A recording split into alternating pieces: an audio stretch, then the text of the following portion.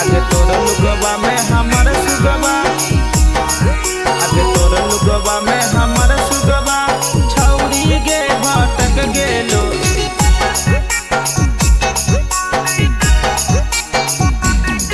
आगे तोर लुगवा में हमर सुगवा छौरी गे भटक गेलो। आगे तोर लुगवा में हमर सुगवा छौरी गे भटक गेलो। अरे जल्दी से बाहर निकाले रे छौड़ा लहंगा में अटक गेलो।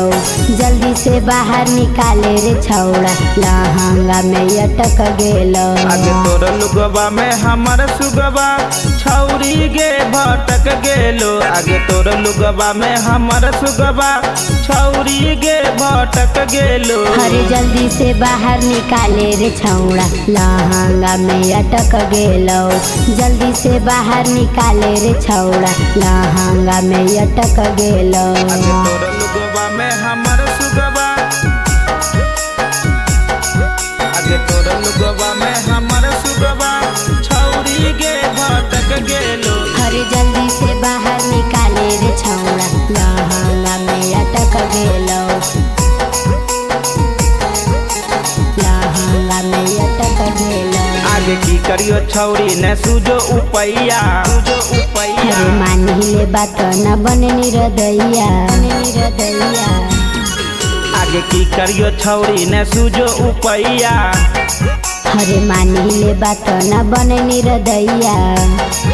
आगे देखी के तोहर साबर सुरतिया नजरिया हमर भटक गेलो। आगे देखी के तोहर साबर सुरतिया नजरिया हमर भटक गेलो। अरे जल्दी से बाहर निकाले रे छौड़ा लहंगा में अटक गेलो।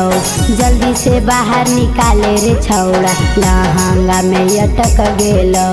जल्दी से बाहर निकाले रे छौड़ा लहंगा में अटक गेलो।